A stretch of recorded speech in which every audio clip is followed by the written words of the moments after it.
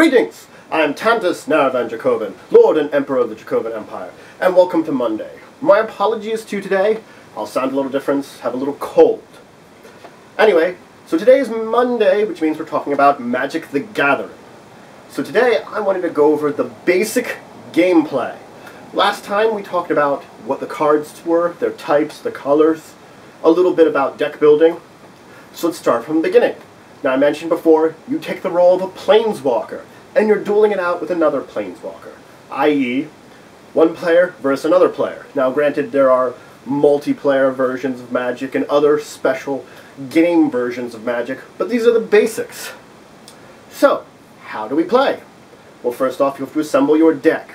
Now I have mentioned a little bit about deck building, the rule of 4, which applies to anything except basic lands, and a few other things like that. But suffice to say, we're going to assume you're going to build a deck or purchase a pre-made one.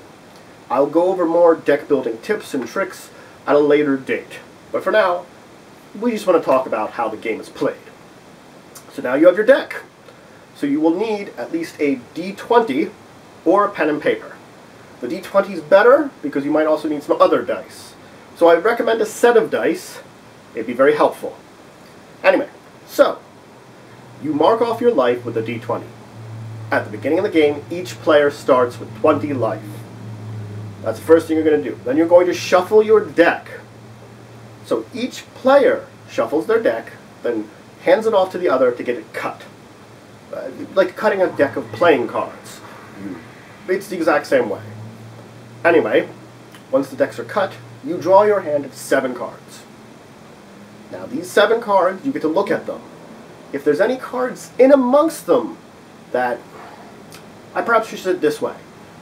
Once you've drawn your cards, if you think you can play your hand, keep it. Playing your hand means you have enough lands to play a few cards, to wait for other lands. Like if you have 1 or 2 lands, and you have some very cheap costing cards, or some ways to get extra mana, then you're good to go. But if you have no lands, or even if you have like 6 lands, you're not in good shape with your hand. Now you have an option of something called a mulligan. A mulligan, in the basic rules, means you can take your cards, you can shuffle them into your deck, and draw a new hand. So you can reshuffle your hand. Now, in all basic tournament settings, once you mulligan, you take 1 less card. So you go down to 6 cards. You can mulligan again, down to 5, 4, all the way down. And once you go below 4, you've had some bad luck, and assume it is your loss. You really can't go below 4. Now, this doesn't mean it's always going to be this way. In, let's say, for example, multiplayer, when you're just doing the basic Magic game, but with more than 2 players, everybody gets a free mulligan. Or, maybe between you and your friends, you've agreed for more casual play, people get extra free mulligans. That's fine. It's just in a basic tournament setting, where you're going by the exact rules, you go down in cards every time. So now each player has their hand of cards. So who do you determine goes first? Traditional way? Roll a die. Whoever rolls higher goes first. There are other ways too. You could use the bottom card. If you're using the bottom card, you can use the first letter of the card itself. If yours starts with an A and your opponent starts with a B, you're going first. You can use the casting cost. Now, I've discussed the casting cost a little bit, but I haven't really explained it fully. The casting cost is the combination of symbols and numbers. So if it has 2 blue droplets and a 3, it's got a casting cost of 5. That's the easiest way to explain casting cost. If an X shows up, that counts as a 0. I'll explain what an X means at a later date, but suffice it to say, these are the basic rules for figuring out who goes first. So let's say you go first. Now, in one-on-one combat, the first player does not draw a card. In multiplayer, everybody draws cards on their first turn. That's as simple as it is. So, let's say you're going first, you're not drawing a card. Now, this is when we get into the phases of Magic. Magic is built on phases. And we're going to start with all the phases, even from this first hand, because it's easier to explain them all at once rather than to play through a couple of hands. So why don't we begin the game? Alright, So the first thing you would do on any of your turns, regardless if it's the beginning of the game or not, is untap. Now what does tapping mean? Tapping is a way for you to understand something on your board has been used and it can't be used again. Most creatures will have this little arrow symbol, like this, like a little turn signal, meaning you turn the card on its side. You tap it. Now you do this when you use lands on your turn. This is the way you refresh your energy or mana every turn. You tap a land once you use it. So if I'm using my forest, I tap it, I've got the mana from it, the energy, I can use it for a spell. If I'm attacking with a creature, I tap it, that means it's attacked with. If I use an artifact that tells me I have to tap it, or an enchantment that tells me I have to tap it, I tap it. Now granted, there are some cards which do not have the tap symbol and have abilities, meaning you can use them over and over again as long as you can pay the cost. But a lot of them say tap to use. So at the beginning of the turn, of your turn, you untap all your cards on your side of the board. Next up, after untap, is upkeep. Now, upkeep for you won't mean a lot. Cards on your board or on your opponent's board will mention upkeep. Once it's mentioned, that's when things go into play. Upkeep is a special time where things that happen once a turn usually occur. So if you have an enchantment out that gives you something every turn, it will most likely say it happens on your upkeep. It's an automatic thing. Upkeep's just the phase which it takes place in. That's the entire reason for it, is for these passive abilities which are going on in the background activate during this time. There are certain things that say at the beginning of your upkeep or just during your upkeep, it will mention it. Alright, so we talked about upkeep. Next up, unless it's your first turn and you're going first, is draw. You draw your first card. Or you draw a card if it's your turn. Now I have explained, beginning of the game, who draws first, who doesn't, but at this phase, if you are drawing cards, you draw them. Some things might make you draw extra cards, you're drawing them now too, most likely. But regardless, you draw your cards here. It's your draw phase. After draw, main phase 1. Now I'll explain why there are two main phases, but let me explain what a main phase, what you can do. On a main phase, you can play lands. You are only allowed to play one land a turn, meaning you can only increase your total combined amount of mana you can produce, or energy you can produce on a turn, by 1 each turn. That's why it's very important to have more than one land in your opening hand, because if I only have one, I play it my first turn, my next turn, I got nothing. What am I doing? I'm just sitting there. It's not good. Your opponent's doing other stuff. You're not. Okay, so now we understand about playing lands. During this time is when you can cast the majority of your spells. Artifacts, enchantments, creatures, and sorceries can only be played during your main phase, unless a specific card or ability says differently. If it doesn't say you can play it at a different time, you play it during your main phase. That's it. The card will mention if it's got something special that allows you to play some point different. So now we know what we can do on our main phase. Let's go into, main phase 1. After main phase 1 is combat. We're getting ready to fight with your opponent. We're getting ready to battle it out. Here's when you playing those creatures comes into play. Now, a basic rule is, when you play a creature, you can't do any ability that requires it to tap, which includes attacking, until your next turn. It's got summoning sickness. Because when you put out a creature, you're summoning it. So that creature I just summoned's a little confused about what's going on and has to get his bearings, that he's here to help you. Now some creatures have abilities which they can go quicker, which they could go the first turn you played them, but traditionally, you've played him, you gotta wait on that creature. But during your combat, if you have creatures that have been out, you can attack with them. So attack breaks down, or combat I should say, breaks down into its own phases too. First off, I declare who I'm attacking. Now in a single one-on-one game, it's traditionally going to be your opponent. But, I mentioned Planeswalkers before. Planeswalkers are damaged like players. this is where it comes in, this little bit of information comes in. So if your opponent has a planeswalker, I don't only declare that I'm attacking him, I declare I'm attacking him / or his planeswalker. Now, the thing is, you can only choose. So at this point in time, I'm deciding who I'm going to send my opponent, my units after. Now granted, if I'm playing more than one player, I would declare if I'm attacking one or both of them. That's how it works. And the thing is, when I'm declaring I'm attacking his planeswalker, I'm only focusing on his planeswalker. I can't split the attack between the two of them. I'm trying to either kill him off or him off. One or the other. Alright now, so now I've declared I'm going to attack my opponent. And he doesn't have a planeswalker, I don't have to worry about it. Now I declare what creatures I want to attack with. So I choose my creatures I'm going to attack with, and I tap them.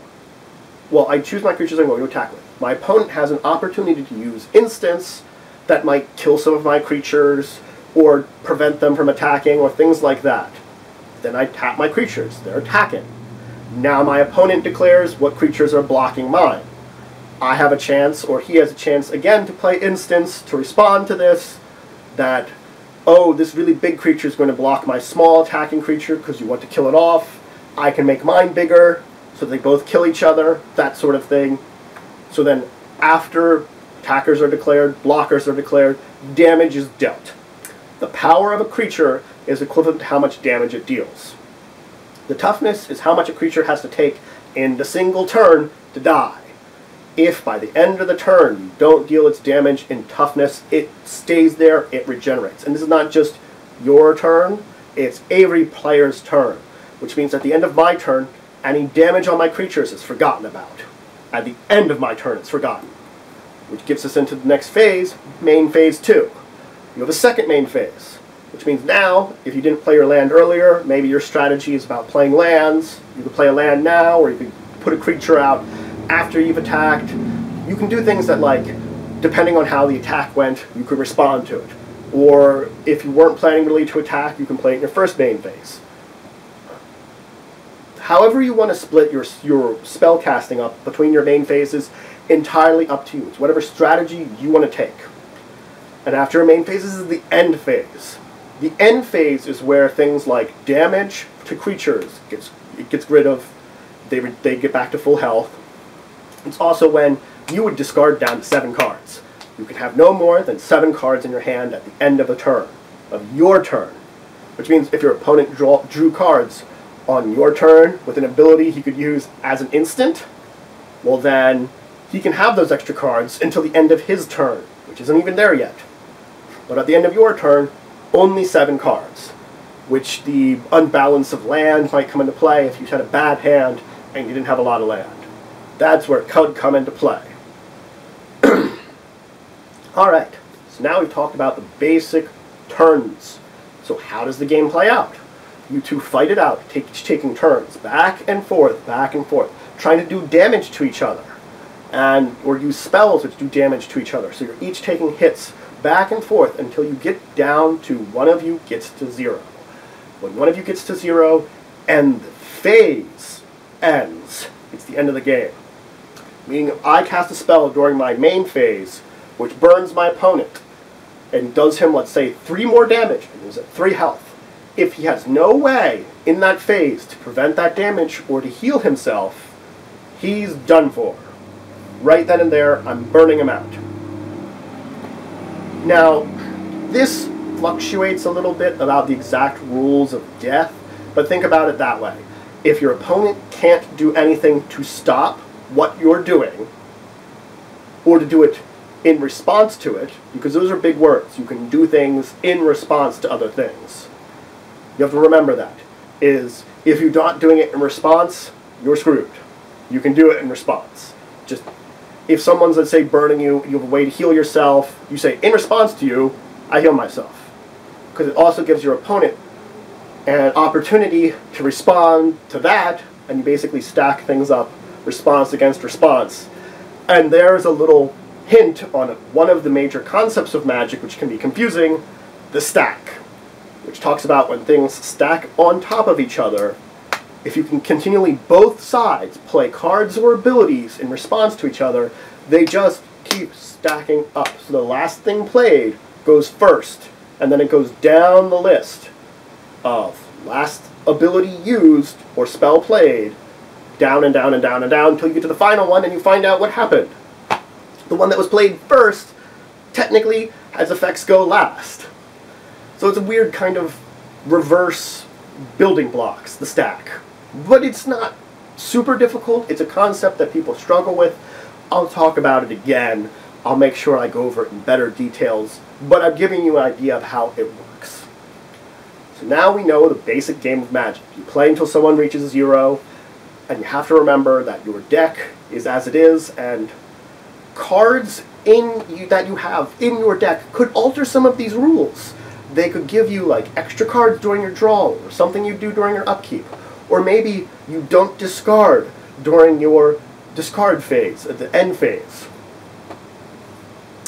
Another major concept I did not list, which I should mention, which is very important, is your mana, always, when you use your lands, it doesn't go away right away. You don't have to use it right away.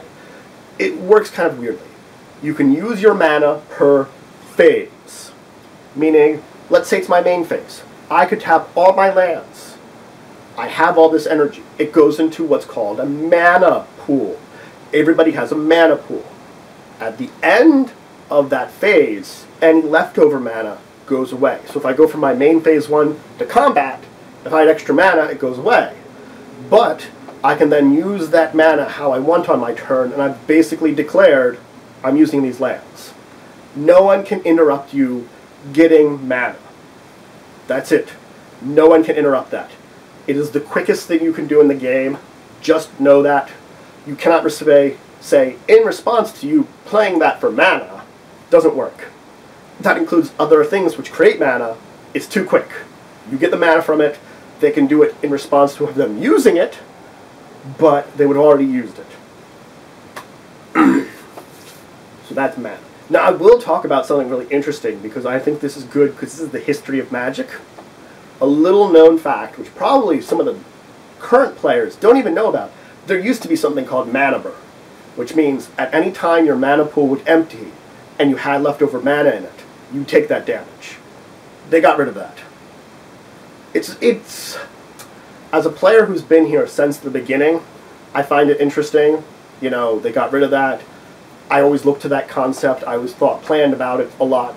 But now, you know, I don't have to worry about it. It works for me. It's fine. You know, the rules of Magic do change over time. The basics stay the same. These basic rules I've said stay pretty much the same. There's little tweaks here and there. But Magic itself, as the game, is pretty unchanged. It's just that some of these concepts don't really work out over the years, and with certain ways things work, you just don't want to stick with it. So anyway, okay. Again, apologies, I've been a little sick. I'm probably sounding a little funny, but, you know, I'm glad to be here. I'm glad to be giving you videos. So please, like, comment.